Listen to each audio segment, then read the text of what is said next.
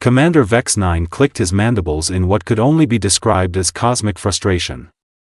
Here he was, aboard the most advanced dreadnought in the Galactic Federation's fleet, staring at sensor readings that made absolutely no sense whatsoever.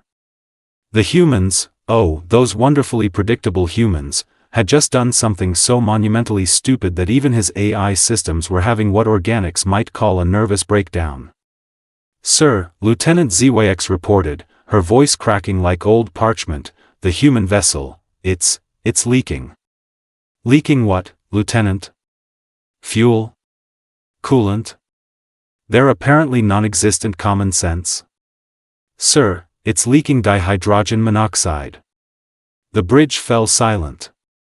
Not the kind of comfortable silence you get when everyone's focused on their work, but the kind of silence that happens when someone announces they've discovered fire is actually cold. Every being on the bridge turned to stare at ZYX as if she just claimed the universe was made of cheese. "Excuse me?" Vex-Nine's voice dropped to a whisper. "Did you just say dihydrogen monoxide?" "Yes, sir. Massive quantities of it. Our sensors detect approximately 73% of their ship's mass consists of this substance." Captain Rex, the ship's chief science officer, let out a sound that was part laugh, part sob, and entirely terrified. "They're flying around the galaxy in a ship filled with the most corrosive, dangerous substance known to science? Are they completely insane?"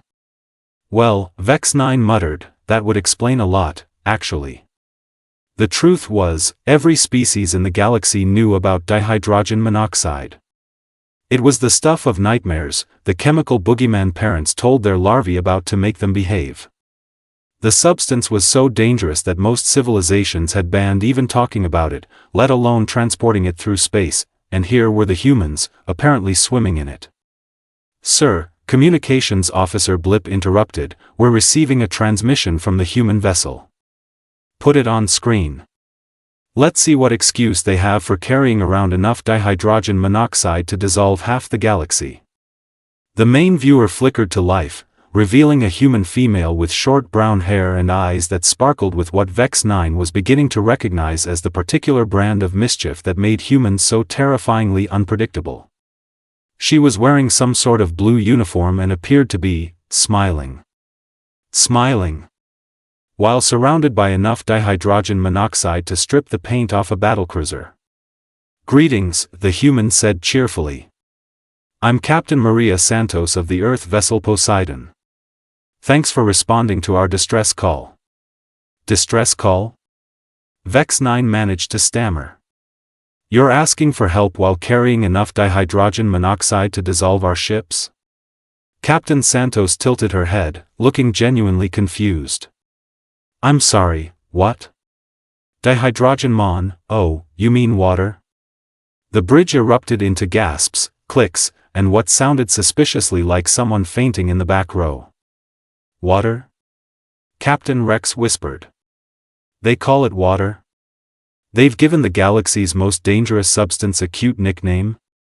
"Captain Santos," Vex-Nine said carefully, "are you aware that you're carrying approximately 2,000 tons of the most corrosive substance in known space?" "Corrosive?" Santos laughed, and it was the kind of laugh that made Vex-Nine's exoskeleton itch. "Commander, I hate to break it to you, but water isn't corrosive to us. In fact, we kind of need it to live." Silence. Not just on the Federation ship, but apparently throughout the local sector, as if the universe itself had decided to take a moment and process this information. "Need it, to live?" Lieutenant ZYX repeated slowly. "Oh yeah," Santos continued, still smiling that terrifyingly cheerful smile. "About 60% of our body weight is water. We drink it, cook with it, swim in it. Heck, I had a nice hot shower in it this morning." Captain Rex made a sound like a deflating balloon. They voluntarily expose themselves to dihydrogen monoxide for pleasure?" "Captain Santos," Vex-Nine said, his voice taking on the tone of someone addressing a particularly dangerous lunatic, "you do realize that dihydrogen monoxide can dissolve almost any substance given enough time?" "Well, Sure, if you're talking about the Grand Canyon or something. But that takes millions of years. We humans don't really worry about geological time scales when we're brushing our teeth. Brushing teeth with dihydrogen monoxide, Vex-Nine repeated. He was beginning to develop what humans might call a headache. Is there some kind of problem here? Santos asked, her smile faltering slightly. Our water recycling system is damaged, and we were hoping you might be able to help us repair it. We've got about 3 days' worth of drinking water left. 3 days' worth of drinking dihydrogen monoxide. Vex-Nine made a mental note to update his will. You drink it regularly? He asked weakly. Several times a day. Got to stay hydrated, you know. The Federation crew exchanged glances that conveyed volumes about their collective mental state. Here was a species that not only survived contact with the galaxy's most dangerous substance, but actively consumed it for fun. Captain Santos, Vex-Nine said slowly, has anyone ever explained to you exactly what dihydrogen monoxide is capable of? Water? Sure. It's great for cooling down engines, growing plants, making coffee, oh, and it's pretty good for drowning people if you're not careful around large quantities of it. Drowning people, Captain Rex whispered. They acknowledge its lethal properties and still bathe in it. Captain Santos, Vex-Nine tried again, dihydrogen monoxide is considered a universal solvent. It breaks down molecular bonds. It causes oxidation. It can exist in 3 different phases at normal temperatures. Most species consider it to be essentially liquid death. Santos was quiet for a moment, and Vex-Nine allowed himself to hope that perhaps, finally, he was getting through to her. Then she started laughing again. Commander, I think there might be some kind of translation error here. Water isn't dangerous to humans. It's water. We're made of the stuff. Made of it? Lieutenant ZYX squeaked. Like I said, about 60%. Blood, saliva, tears, all mostly water. Our planet's surface is about 70% water. We've been living with it for millions of years. The implications hit the bridge crew like a meteor strike. These humans hadn't just learned to tolerate the galaxy's most dangerous substance, they had evolved from it. They were talking bags of dihydrogen monoxide. Commander, Captain Rex said quietly, if they're composed primarily of dihydrogen monoxide, and they're comfortable in our atmosphere, then they're essentially biological weapons, Vex-Nine finished. Living, breathing containers of universal solvent. Can you help us with our water recycling system or not? Santos asked, apparently oblivious to the existential crisis she was causing. We're kind of on a schedule here. Vex-Nine looked around his bridge, taking in the faces of his crew. Terror, fascination, and what might have been respect warred for dominance in their expressions. The humans weren't just unpredictable, they were impossible. And apparently, they were also thirsty. Captain Santos, he said finally, we'll see what we can do. After all, what was the worst that could happen? 3 hours later, Commander Vex-Nine was seriously considering requesting a transfer to the Outer Rim territories, where the most dangerous thing he might encounter would be space pirates or maybe a rogue asteroid. Anything would be preferable to watching Chief Engineer Quill attempt to repair a human water recycling system while wearing no fewer than 7 layers of protective gear. Sir, Quill's voice crackled through the comm, muffled by his environmental suit, I've never seen anything like this. They've got dihydrogen monoxide flowing through pipes throughout their entire ship. It's like they built a delivery system for liquid death. Just fix it, Quill, Vex-Nine sighed. And try not to dissolve. Meanwhile, Captain Santos was giving Lieutenant ZYX a tour of the human vessel, apparently unaware that every step she took was causing the Federation officer to break out in stress-induced bioluminescence. This is our hydroponics bay, Santos said cheerfully, gesturing to rows of green plants growing in what appeared to be pools of pure dihydrogen monoxide. We grow most of our fresh food here. You You're growing food in the dangerous substance? ZYX managed to whisper. Well, yeah. Plants need water to survive. Same as us. Santos reached down and plucked a red spherical object from one of the plants. Tomato. Want to try one? ZYX recoiled as if Santos had offered her a live grenade. That food has been exposed to dihydrogen monoxide. ZYX, honey, the tomato is mostly water itself. About 95%, actually. The Federation officer made a sound that was part squeak, part sob. You eat dihydrogen monoxide-based life forms? Every day. Fruits, vegetables, meat, it's all mostly water when you get down to it. Santos took a bite of the tomato, and ZYX watched in horrified fascination as the human casually consumed what should have been enough corrosive material to strip the molecular bonds from her digestive system. Instead, Santos just smiled and wiped some juice from her chin. Back on the Federation ship, Captain Rex was having his own crisis while analyzing the samples the humans had provided. Commander, he called over the comm, you need to see this data. Vex-Nine made his way to the science lab, where Rex was staring at his instruments with the expression of someone who had just discovered that mathematics was actually a form of interpretive dance. What is it, Captain? The human biological samples, sir. Their cellular structure, it's extraordinary. They don't just tolerate dihydrogen monoxide, they've weaponized it. Weaponized it how? Their blood, sir. It's a dihydrogen monoxide delivery system. They pump the stuff throughout their bodies at high pressure. And their saliva, it's designed to begin the dissolution process before they even swallow their food. Vex-Nine felt his secondary stomach drop.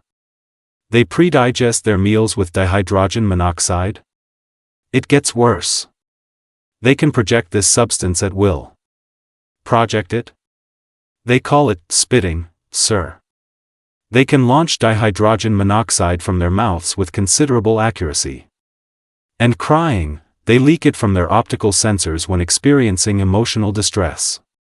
So when they're upset, they become more dangerous? Apparently so. And sir, they can also project it in aerosol form through their nasal cavities. Sneezing, Vex-Nine whispered. They can turn dihydrogen monoxide into an airborne weapon. The implications were staggering. These humans weren't just carriers of the galaxy's most dangerous substance, they were living, breathing dispensers of it. Meanwhile, back on the human ship, Santos was showing ZYX the crew quarters. This is our bathroom, she said, opening a door to reveal what looked like a torture chamber designed by someone with an unhealthy obsession with dihydrogen monoxide. What is all this equipment? ZYX asked, her voice barely audible. Oh, you know. Shower, sink, toilet. Basic hygiene stuff.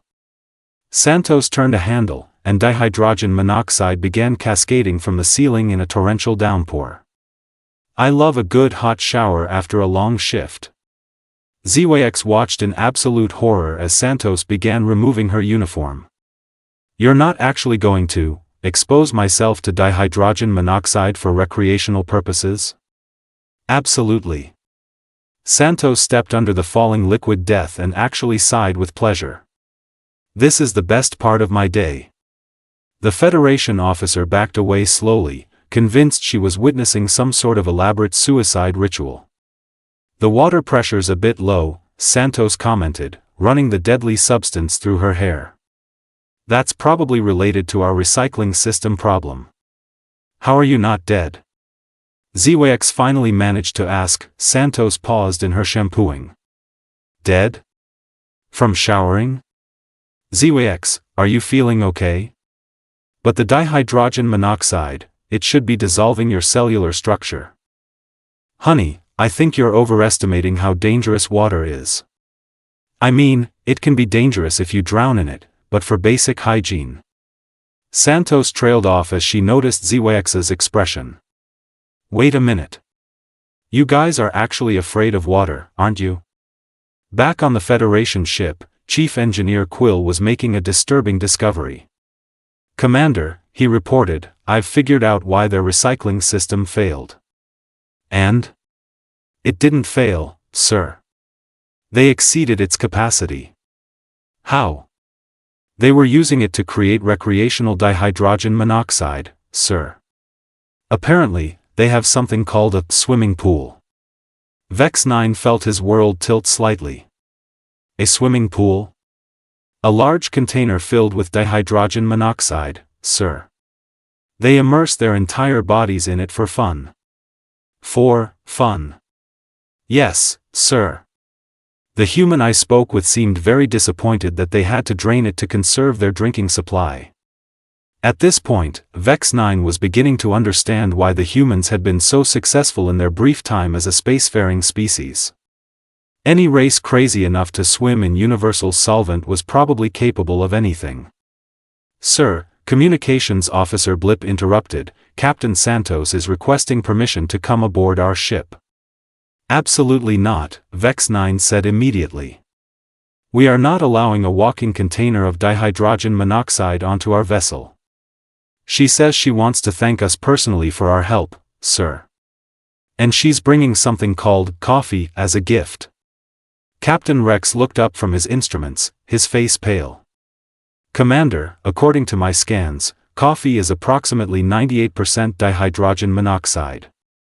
They want to bring us a gift of concentrated dihydrogen monoxide? With some kind of organic compounds mixed in for flavor, apparently." Vex-Nine closed his eyes and tried to remember why he had ever thought a career in space exploration was a good idea. Here he was, face to face with a species that treated the galaxy's most dangerous substance like a recreational beverage, and they wanted to share.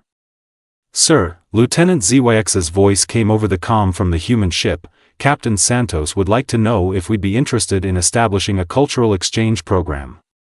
"A what?" "She thinks our species could learn a lot from each other. Apparently, she's very curious about how we survive without regular dihydrogen monoxide consumption." Vex-Nine looked around his bridge, taking in the faces of his crew. They looked back at him with expressions that ranged from terror to fascination to what might have been admiration. These humans were impossible. They were walking violations of everything the galaxy thought it knew about chemistry, biology, and basic survival instincts. They drank universal solvent, bathed in it, grew their food in it, and apparently considered it so harmless they wanted to share it as a gesture of friendship, and somehow, that made them the most dangerous species in the galaxy. "Tell Captain Santos," Vex-Nine said finally, "that we accept her offer of cultural exchange. But she's keeping that coffee on her side of the airlock." After all, there were limits to interspecies diplomacy. And his limit was approximately 98% dihydrogen monoxide. The humans might be impossible, but they were also undeniably impressive. Any species that could turn the galaxy's most feared substance into a morning beverage was probably worth getting to know, from a safe distance, with protective gear, and possibly a lawyer.